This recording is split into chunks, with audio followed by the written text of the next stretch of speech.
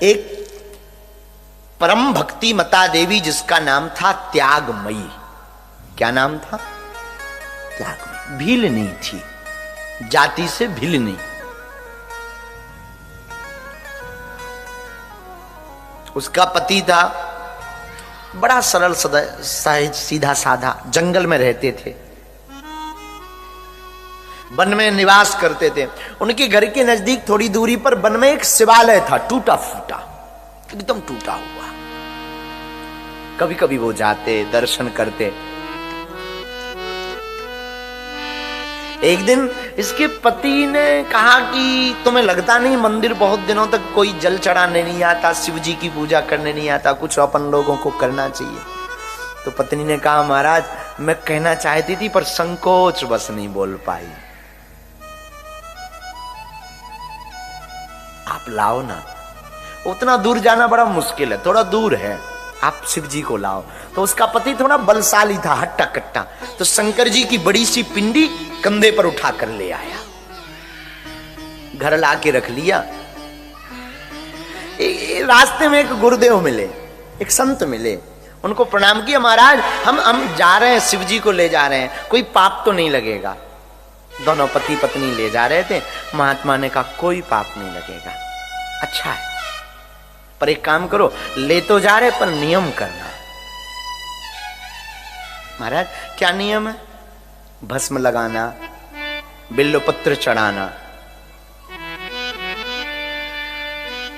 रोली तिलक लगाना, जल चढ़ाना, आरती करना, कर्पूर गौरम करुणावतारम संसार सारम भुजगेंद्र हारम सदा वसंतम हृदयार वृंदे भवम भवानी सहितम नमामि। हम लोग ये आरती गाते हैं पर प्रायः आप लोगों को सुनकर आश्चर्य लगेगा, ये कोई आरती नहीं है, ये भोले बाबा के स्वरूप के वर्णन की स्तुति है। इसमें कर्पूर गौरम, ये जो कपूर जैसा रंग है ये भोले बाबा का है। कर्पूर गौरम करुणावतारम, भोले बाबा इतने करुणावतार हैं, इतने भोले हैं कि इनका नाम भी भोले पड़ गया।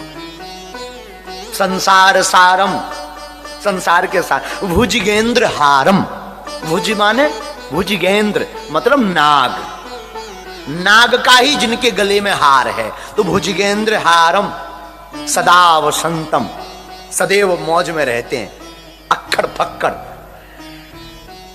भोले बाबा के भक्त जितने भी मिलेंगे तुम्हें अक्खड़ और फक्कड़ मिलेंगे।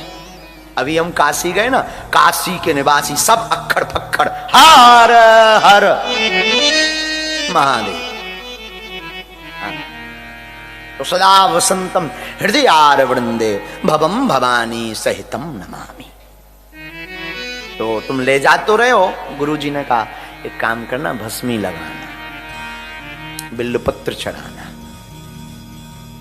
जल चढ़ाना, तिलक लगाना, आरती करना।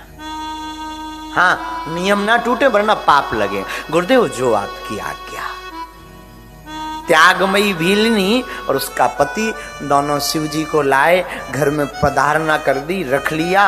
अब तो रोज पूजा करता, पति रोज भस्म लाता, पत्नी रोज भस्म लगाती, बिल्वपत्र चढ़ाती, पंचाक्षर मंत्र।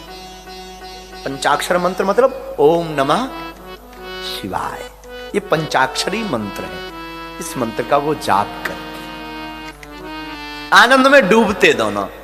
कभी नाचते, और पति नाचता तो पत्नी भी नाचती, भोले बाबा के गीत गाते। बुरा मत मानना, गृहस्थ कोई भोग का विषय नहीं है, पति पत्नी का रिश्ता भोग का विषय नहीं है, पति और पत्नी का रिश्ता तो योग का विषय है। दोनों मिलकर ईश्वर की आराधना में योग करें। हम लोग पति पत्नी के नाते को भोग बना लिए। पति पत्नी का नाता भोग नहीं, पति और पत्नी का नाता तो संयोग है, ईश्वर को पाने का एक योग है। दोनों नाचते, पति भी नाचता, महादेव के गीत गाते, हर हर महादेव शंभु, शंभु तेरी जटा से बहती है गंगा धारा।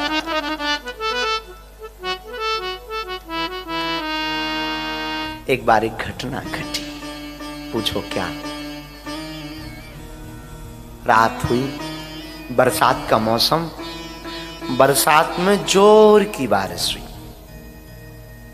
सुबह हुई, दोनों ने जल चढ़ाया भोले बाबा को। भस्म के लिए पूरे जंगल में भागा, पर सब गीला हो गया। शमशान मरघट की जितनी राख थी बह गई, भस्म बची नहीं। मनहीन करके वापस लौटा। गुरुदेव भी मिले रास्ते में, गुरुजी आज भस्म नहीं है, क्या करें? गुरुजी ने कहा कोई बात नहीं। घर पर आया, पत्नी को बताया भस्म नहीं है आज।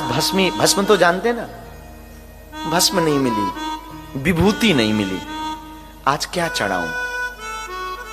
पत्नी ने पति के भाव को पढ़ लिया कि भस्म के बिना इन्हें लग रहा पूजा अधूरी है, इनका मन हीन है।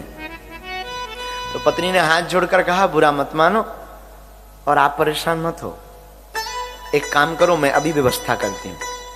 झोपड़ी बना रखी थी, गरीब थे, जंगल में रहते थे। झोपड़ी का पूरा सामान, बारिश तो बंद हो गई थी, घर के बाहर रखा, झोपड़ी की घास फूस निकाली, घास फूस लकड़ी जितनी झोपड़ी की लगी थी सब निकाली, दिया सलाई, आगी जलाने के लिए सामान निकाला और कपड़े पहन करके उस घास फूस की लकड़ियों पर बैठ गई।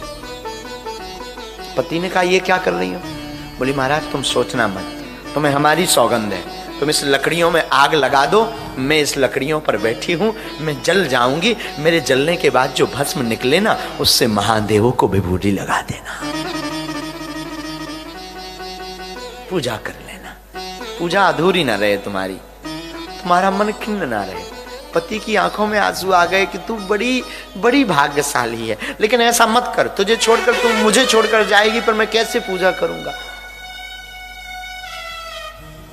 पत्नी कहती रोना नहीं, चुप हो जाओ, ये भी मत सोचो। पर मैं एक बात बोलूं, मैं भाग्यशाली हूं, मैं जीते जी या मरने के बाद किसी काम में तो आने वाली नहीं हूं, कम से कम भोले बाबा को भस्म लगाने के काम आ जाऊं तो ये मेरा सौभाग्य है। पति चिघाड़ कर रोया, पत्नी ने सौगंध रख दी, मेरी बात मानो, तुम आग लगाओ। पति से पत्नी बिछुड़ रही थी, पति को बुरा लग रहा था, पर भाग्यमती मुस्कुरा रही थी, क्योंकि गुरु ने आज्ञा दी थी कि भस्म लगाना, और गुरु की आज्ञा टलनी नहीं चाहिए। बुरा मत मानना मेरे माई बाप जितने आप पागल बैठे हैं, आज की कथा में एक सूत्र लेकर जाना, किसी की बात मानो या ना मानो, पर माता पिता गुरु की बात कभी टालना मत। इनकी वाणी जो बोले गुरु बनाओ, एक गुरु रखो, योग्य गुरु। जरूरी नहीं है वो गुरु तुमको मिले, जरूरी नहीं है वो गुरु तुम्हारे कान फूंके, तुम्हें मंत्र दे, नहीं नहीं नहीं नहीं, जो गुरु तुम्हारी बाएं पकड़कर हनुमान से जोड़ने का काम करे वो गुरु है।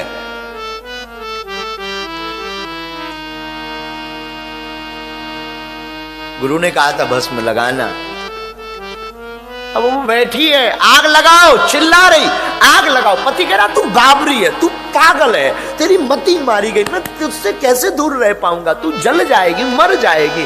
वो कहती है मैं काम तो आऊंगी भुजनाथ के।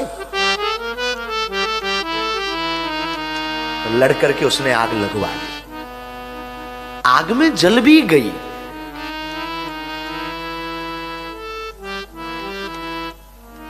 शरीर ध्वस्त हो गया, राख उठाई भस्मी, उसके पति ने महादेव को रोते रोते लगाया। एक दो सौभाग्य उसको रोना दो कारण से आ रहा है, एक तो पत्नी के बिछुड़न पर रोना आ रहा, दूसरा इस बात पे भी रोना आ रहा कि मैं कितना भाग्यशाली हूं कि मेरी ऐसी पत्नी है जिसने मेरे पूजा के भाव को रखने के लिए अपने प्राण त्याग दिए।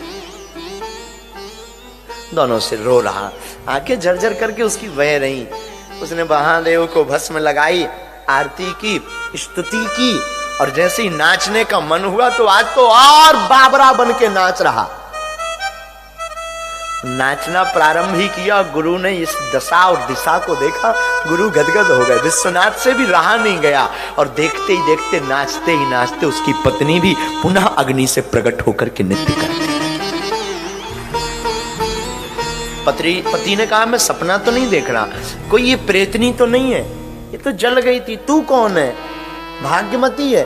उसने हाथ पकड़ करके कहा स्वामी आज तक गुरु की आज्ञा मानने वाला और शिव को मानने वाला कभी घाटा नहीं खाया जिंदगी में,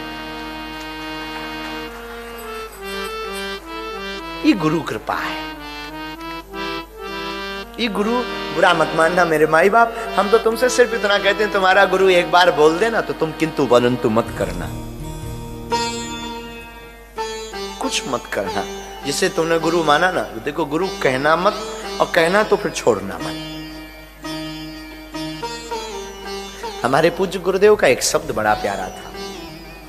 हमारे पूज्य गुरुदेव कहते थे, या तो गुरु को मानना छोड़ दो अथवा गुरु पर सब कुछ छोड़ दो। फिर सुनो पागलो, या तो आज के बाद तुम लोग गुरु को मानना छोड़ दो अथवा गुरु के ऊपर सब कुछ छोड़ दो, पर अपनी जिंदगी का आनंद तुम स्वयं लो, फिर मौज स्वयं लो। फिर आपको लगेगा जिंदगी क्या है। या तो गुरु को मानना छोड़ो अथवा फिर गुरु पर सब कुछ छोड़ो।